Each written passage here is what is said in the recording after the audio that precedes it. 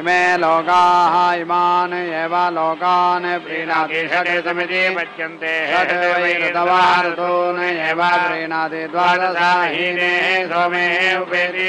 द्वादशमासाः संवत्सर इति संवत्सरा संवत्सरमिति संवत्सरम् एव प्रीणाति समिति पच्यन्ते चतुर्विंशतिर्विंशतिः अर्धमासाः अर्धमासान् एव प्रीणाति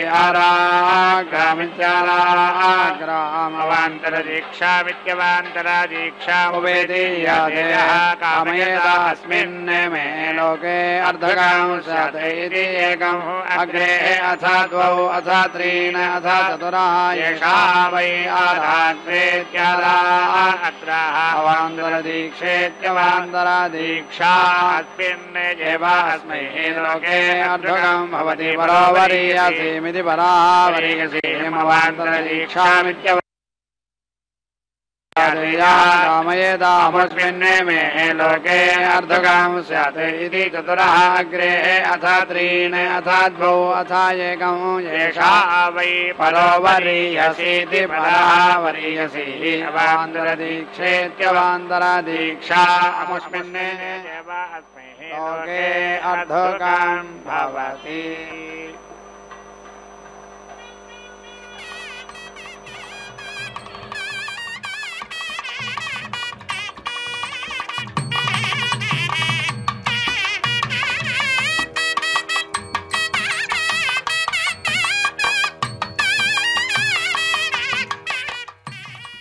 ओम श्री महालक्ष्मी नमः। नमस्तेस्तु महामाये श्रीपीठे सुरपूजिते சங்க சக்கர கதாஹஸ்தே மகாலட்சுமி நமோஸ்துதே என்று தாயாருடைய திருக்கல்யாண மகோத்சவத்திலே முதலில் விஸ்வக்சேன ஆராதனை சுத்தி புண்ணியாவாஜனம், அதைத் தொடர்ந்து ரக்ஷாபந்தன கைங்கரியம், இப்பொழுது மகா சங்கல்பம் கன்னியாதானம் கைங்கரியத்தை அர்ச்சக சுவாமி செய்து கொண்டிருக்கிறார். பாஞ்சராத்திர ஆகம விதிமுறைப்படி ஆரம்பமாகும் திருக்கல்யாண மகோத்சவத்தை நாம் சேவித்துக் கொண்டிருக்கிறோம். யா தேவி சர்வபூதேஷு லக்ஷ்மி ரூபிணே சமஸ்திதா நமஸ்தசை நமஸ்தசை நமஸ்தசை நமோ நமஹ. யா தேவி சர்வபூதேஷு காருண்ய ரூபிணே சமஸ்திதா நமஸ்தசை நமஸ்தசை நமஸ்தசை நமோ நமஹ என்று அந்த தாயாரை சேவிக்கிறோம். இவளுக்கு கருணை அதிகம். ஏனென்றால் சராச்சர அகிலாண்ட கோட்டி பிரம்மாண்ட நாயகனுடைய அனபாயினி என்று கூறப்படும் லக்ஷ்மி தேவியாக மகாலட்சுமி என்கின்ற பத்மாவதி தாயார் இங்கே திருச்சானூரிலே கொலுவீற்றிருந்து அந்த தாயாருடைய திருக்கல்யாண மகோத்சவத்தை நாம் சேவித்துக் கொண்டிருக்கிறோம். இந்த தாயார் மிகவும் விசேஷமானவள். இன்று புதன்கிழமை, திருவாதிரை நட்சத்திரம், ஆனி மாதம், இந்த சுபக்ருத்து வருடத்திலே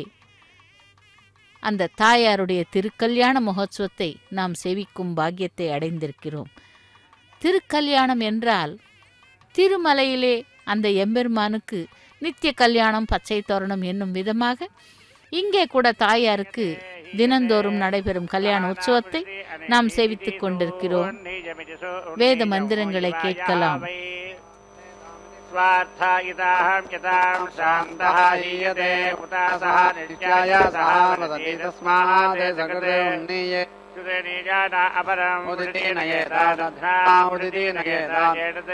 पशूनां रूपं रूपेण एव पशून् अवेति रुन्धे यज्ञः देवेभ्यः निलागता विष्णोः रूपं कृत्वा सः पृथिवीं प्रेति अभिषते तं देवाः हस्ताने सकमरभ्येति संवरभ्य ऐच्छन्नतम् इन्द्रः उपर्युपरीत्युपरि उपरि अदिति अक्रामते सः अब्रवीते कः महा अयम् उपर्युपरीत्युपरि उपरि अदिति अक्रमीते इति अहं दुर्गा इति दुहोगे हन्ता इति अथ कः त्वम् इति अहं दुर्गादिति दुहोगाद् आहर्तेत्याहर्ताः इति सः अब्रवीते दुर्गा इति दुहोगे वै हन्ता अवोचथाः वराहः अयं वाममोष इति वाममोषः दुप्तानां गिरीणां परस्ताः ते वित्तं वेद्यम् असुराणां बिभर्तितां जहीयति दुर्गा इति दुहोगे हन्ता असि इति सः दर्भमुञ्जीलमिति दर्भ पुञ्जीलम् उद्दृक्येत्युद्दृक्यासप्तगिरीन् भित्त्वा तम् अहर्णे सह अब्रवीते दुर्गादिरुहुगात् वै आहर्तेऽहर्ता अवोचसाः येतम् येति हरागितम् येभ्यः यज्ञः ये वा यज्ञम् येति अहरत् यत् तत् वित्तम् वेद्यम् असुराणाम् अविन्दन्त तत् एकम् वेद्यैः वेदित्वमिति वेदित्वम् असुराणाम् वै इयम् अग्रे आसीत् यावत् आसीनः परापश्यतीति परापश्यति तावत् देवानाहम् ते देवाः ब्रुवन् अस्तु देवानः अस्याम् अपीति इति कियत् वहादास्यामः इति यावत् इयम् श्रावृकी त्रिः परिक्रामतीति परिक्रामति तावत् दत्ता इति सः इन्द्रः श्रावृकी रूपम् कृत्वा इमाम् त्रिः सर्वतः परीति अक्रामते तत् इमाम् अविन्दन्त यत् इमाम् अविन्दन्त तत् वेद्यैः वेदित्वमिति वेदित्वम् सा वै इयम् सर्वा एव वेदिः इति रक्ष्यामि इति तु वै अवमायेत्यवमायायदन्तेः पश्चात् तिरस्यैः भवति षट् सतिति षट् प्राची चतुर्विगम् चतुर्विगम् विगम्यतिः परस्ताः ते तिरश्ची दश दशेति दशा दशासमिति पद्यन्ते दशाक्षरेण दशा अक्षराः विराटति विराट अन्नः विराटति विराट विराजेति विराजा एव अन्नाद्यमित्यन्नाद्यः अवेति रुन्धे उदिति हन्ति यते एव अस्याः अमेध्यम् तद् अवेति हन्ति उदिति हन्ति तस्मात् ओषधयः परेति भवन्ति तस्मात् ओषधयः पुनः येति भवन्ति उत्तरमेत्युत्तरम् बर्हिषः उत्तरबर्हिरित्युत्तरबर्हिः शृणाति प्रजा इति प्रजाः वै बर्हिः यजमानः उत्तरबर्हिरित्युत्तरबर्हिः यजमानम् एव यजमानात् उत्तरमेत्युत्तरम् करोति तस्मात् यजमानः यजमानात् उत्तर इत्युत्तरः यद् वै अनीशानः भारम् आदत्त इत्यादत्ते वीति वै सः लिखतेः द्वादशान्नस्येति सा अन्नस्य उपसकैत्युपादतः चोतिस्रः हीनस्य यज्ञस्य विलोमेति विलोमा क्रियेत तिस्रः एव सान्नस्येति सा अन्नस्य उपसकैत्युपादतः द्वादशा हीनस्य यज्ञस्य सवीर्यत्वायेति सवीर्यात्वाजा अथो इति सलोमेति सा लोमा क्रियते वत्सस्य एकः स्तनः भागीः सः अत एकम् उत्तरम् व्रतम् उपेति इति अथ द्वौ अथ त्रीन् अथ चतुरः एतत् वै क्षुरभवी नाम व्रतम् येन प्रीति जातान् भ्रातृव्यान् कृतेः प्रीति जनिष्यमानान् अथो इति कनीयसा एव भूयः उपेति इति चतुरः अग्रे स्तनान् व्रतम् उपेति इति अथ त्रीन् अथ द्वौ अथ एकम् एतत् वै सुजघनमिति सुजघनम् नाम व्रतम् तपस्यम् अथो इति प्रेति एव जागतेः प्रजयेति प्राजया पशुभिः यवागोः राजन्यस्य व्रतम् क्रूरा इव वै यवागोः क्रूरः इव राजन्यः वज्रस्य रूपम् समृद्ध्या इति समृद्धिः आमिक्षाः वैश्यस्य भागयज्ञस्येति भागयज्ञस्य रूपम् पुष्टिः ब्राह्मणस्य तेजः वै ब्राह्मणः तेजः पयः एव तेजः पयः आत्मन् धत्तेः अथो इति पयसा वै गर्भाः वर्धन्ते गर्भाः इव खलु वै येषः यत् दीक्षितः यत् अस्य पयः व्रतम् भवति आत्मानः एव तद् वर्धयति विव्रत इति द्विव्रतः वै मनोः आसीत् विव्रता इति द्विव्रताः असुराः एकव्रता इत्येकव्रताः देवाः प्रातः मध्युन्दिने सायं तद् मनोः व्रतम् आसीत् भागयज्ञस्येति भागयज्ञस्य रूपं पुष्टिः प्रातः च सायं च असुराणां निर्मध्यमिति मध्यं क्षुरः रूपं ततः ते भवन् मध्यन्दिने मध्यरात्रे मध्यरात्रे देवानां ततः ते अभवन्ने सुवर्गमिति सुवहाकं लोकम् आयन्ने गते अस्या मध्यन्दिने मध्यरात्रीति मध्यरात्रे व्रतं भवति मध्यतः वै अन्नेन भुञ्जते मध्यतः एव तदेवोर्जं धत्ते भ्रातृव्या विभूत्या इति भ्रातृव्या अविभूति भवति आत्मनः परेति अस्य भ्रातृव्यः भवति गर्भः वै एषः यदि दीक्षितः योनिः दीक्षितविमितमिति दीक्षितविमितं यदि दीक्षितः दीक्षितविमितादिति दीक्षितविमितात् प्रवसेदिति प्रावसेते यथा योनेः गर्भः स्कन्दति तादृगे एव तदेन प्रवर्तव्यमिति प्रावस्तव्यम् आत्मनः गोपीठाय एषः वै व्याघ्रः कुलगोपयति कुलगोपः यते अग्निः तस्मात् यते दीक्षितः प्रवसेदिति प्रावसेते सः येनम् ईश्वरः अनोत्सायेत्यनो उत्साय अन्तोः न प्रवस्तव्यमिति प्रावस्तव्यम् आत्मनः गुप्ते दक्षिणतः एतदे वै यजमानस्य आयतनविद्या आगतनम् स्वे एव आयतन इत्यायतने स येः अग्निम् अभ्यावृत्येत्यभिआवृत्य सखेः देवताः एव यज्ञम् अभ्यावृत्येत्यभिआवृत्य सजेः पुरोहविषीति पुराहविषि देवयजन इति देवागजने याजयेते यम् कामयेदाहुवेति येन उत्तरगैत्युदरः यज्ञः नमेते अभिति स्वर्गमिति सुवहाकं लोकं जयेते इति एतदे वै पुरोहविरिति पुराहविः देवयजनमिति देवागजनं यस्य होता प्रातरुणवाकमिति प्रातः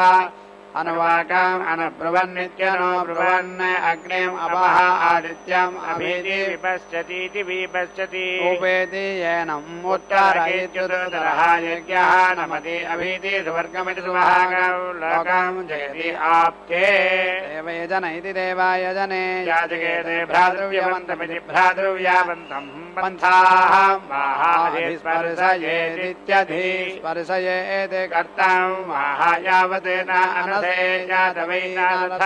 एतदे वै आप्तम् देवयजनमिति देवायजनम् आप्नोति एव भ्रातृव्यं न येनम् भ्रातृव्यः आप्नोति एकोन्नत इत्येक उन्नते देवयजन इति देवायजने याजयेते पशुकाममिति पशुकामम् एकोन्नतादित्येक उन्नतात् वै देवयजनादिति देवायजनात् अंगिरसः पशून् असृजन्त अन्तरा सदोहविद्धाने इति सदः हविद्धाने उन्नतमित्युन्नतं स्यात् एतद् वै एकोन्नतमित्येक उन्नतं देवयजनमिति देवायजनं पशुमानिति पशुमान् एव भवति त्र्युन्नत इति उन्नतेः देवयजन इति देवायजने याजयेते स्वर्गकाममिति स्वर्गकामम् त्र्युन्नतादिति त्रिउन्नतात् वै देवयजनादिति देवायजनात् अंगिरसः स्वर्गमिति सुवहाकं लोकम् आयन्ने अन्तरा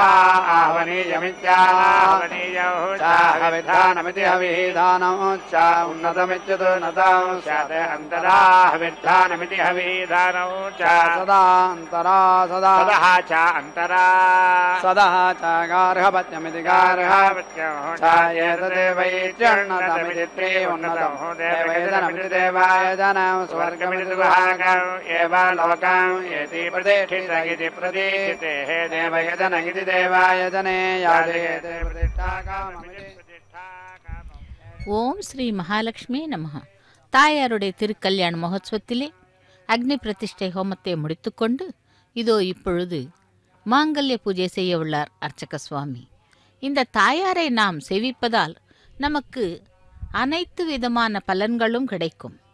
இவள் அஷ்டலக்ஷ்மிகளாக அவதாரம் எடுத்து ஒவ்வொரு லக்ஷ்மிக்கும் ஒரு சிறப்பினை பக்தர்களுக்கு கொடுத்து அருள் பாலித்து கொண்டிருக்கும் அந்த பத்மாவதி தாயார் திருக்கல்யாண மகோத்சவத்திலே மாங்கல்யங்களுக்கு பூஜை செய்து கொண்டிருக்கிறார் அர்ச்சக சுவாமி. இவள் நிலைப்படியின் மீது, அதாவது வாசற்படி, வீட்டிற்கு நாம் உள்ளே செல்லும் முதலாவது வாசற்படியின் மேல் அமர்ந்திருப்பதால் திருநிலை நாயகி என புகழ் பெறுகிறாள். தாமரை புஷ்பத்திலே பத்மாசனமாக மகாலட்சுமி வீட்டிற்க இரு மருங்கிலும் யானைகள் புனித நீரை கொண்டு அபிஷேகத்தை அல்லது கவரி வீசுவது போலவும் காணப்படுகிறது. ஒவ்வொரு வாசற்படியிலும் அந்த வாசற்படியின் நிலை மேல் அந்த மகாலட்சுமியானவள் அமர்ந்து இதோ இப்பொழுது நாம் சேவித்துக் கொண்டிருக்கும் இந்த நிலையிலே அவள் அருள் பாலிப்பதால் கஜலட்சுமியாக அவதாரம் எடுக்கிறாள். அதேபோல் இவள் கடலிலிருந்து வெளிப்பட்டதும் திசை யானைகள் 8 பொற்குடங்களால் புனித நீரை ஏந்தி வந்து நீராட்டின என்று கூறுகின்றன விஷ்ணு புராணத்திலே. யானைகள் நீராட்ட நடுவிலே இருப்பதால் இவளை கஜலட்சுமி என்றும் அழைக்கிறோம். நாம் விரும்பியதை கொடுப்பவள், நம்முடைய விருப்பங்களை அளிக்கும் தேவியாக இருப்பதால் அரண்மனை, வீடு, ஆலயம், சபை முதலான நிலை வாயிலின் மேல் இவளுடைய திருவுருவத்தை அமைத்து, இப்படி அமைப்பதன் மூலம் வீட்டின் உரிமையாளர்கள் விரும்பியதை நல்லதையே விரும்பியவாறு நிறைவேற்றுவாள் இந்த தாயாரானவள்.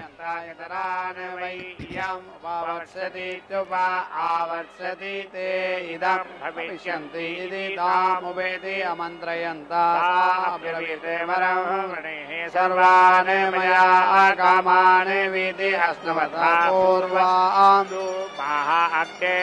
ஆஹுதிரித்யாஹுதி அஸ்னவதைதி தஸ்மாத் உத்தரவேதிமித்யுத்தர வேதிம் பூர்வாம் அக்னேஹ व्याघारयन्ति दिवि आघारयन्ति वारे व्रतमिति वारे व्रतं हि अस्ति संयया परिधि मिमिते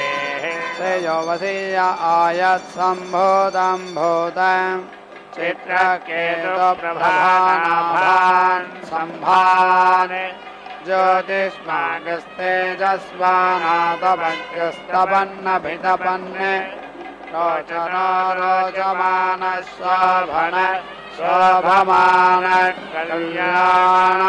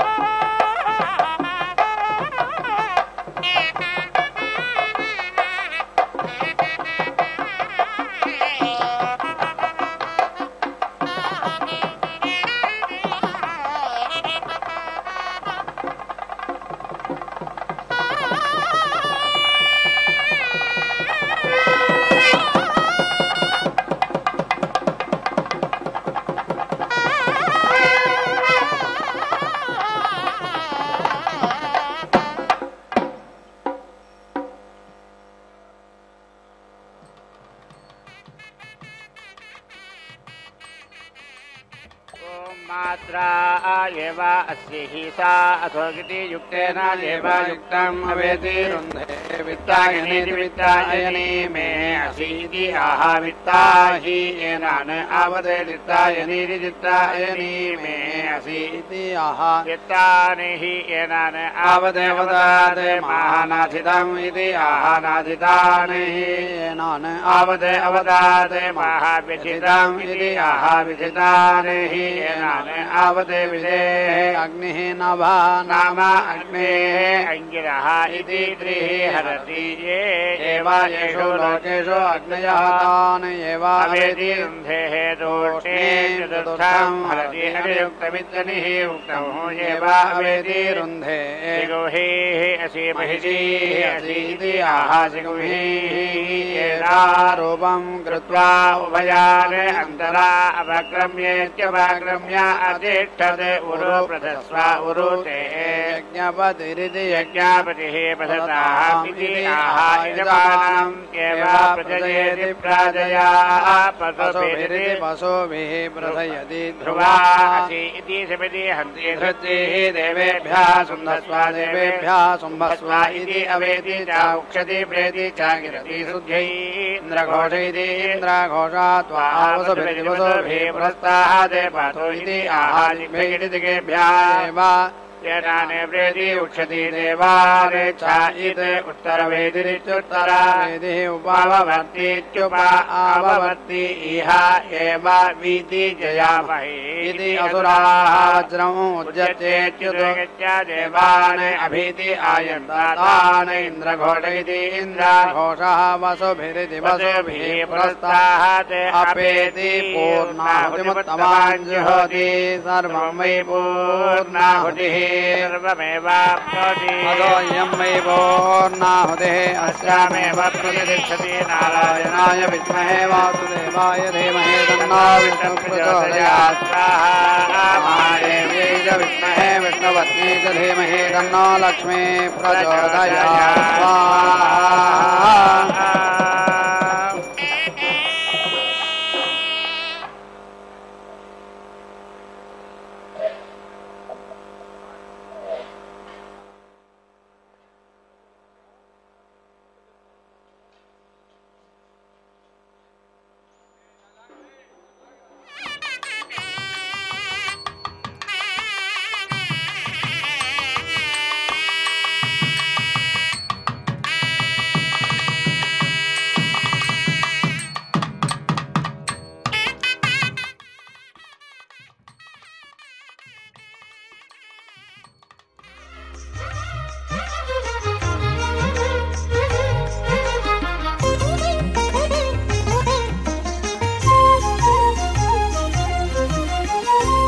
కలకల నవ్వుతోడ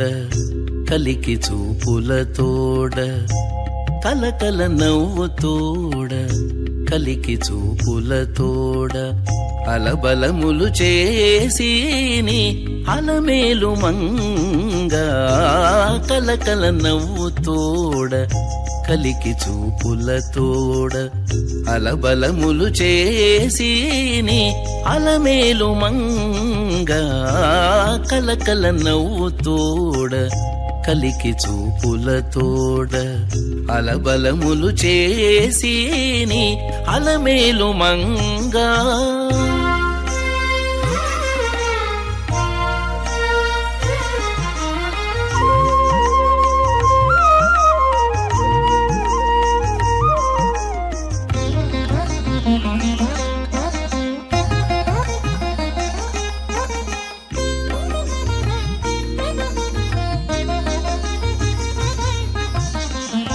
బోనమింటిలోన నుండి పొద్దు వద్దు హరికి సేనగా వింత చవులు సేయించి బోనమింటిలోన నుండి పొద్దు వద్దు హరికి సేనగా వింత చవులు సేయించి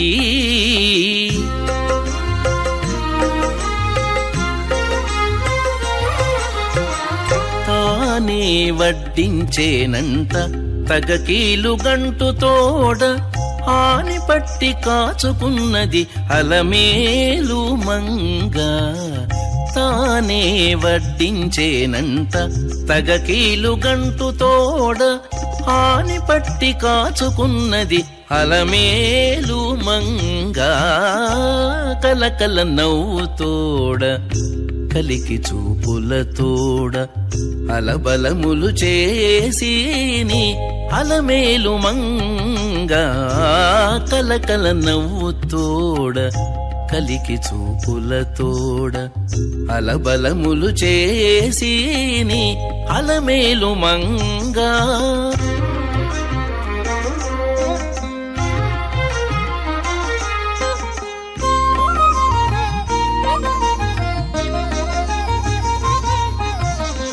పెద్ద పైడి పీట మీద చక్కగా కూర్చుండి పరిచారకులతో పెక్కు సొమ్ములు నించుక. పెద్ద పైడి పీట మీద చక్కగా కూర్చుండి పరిచారకులతో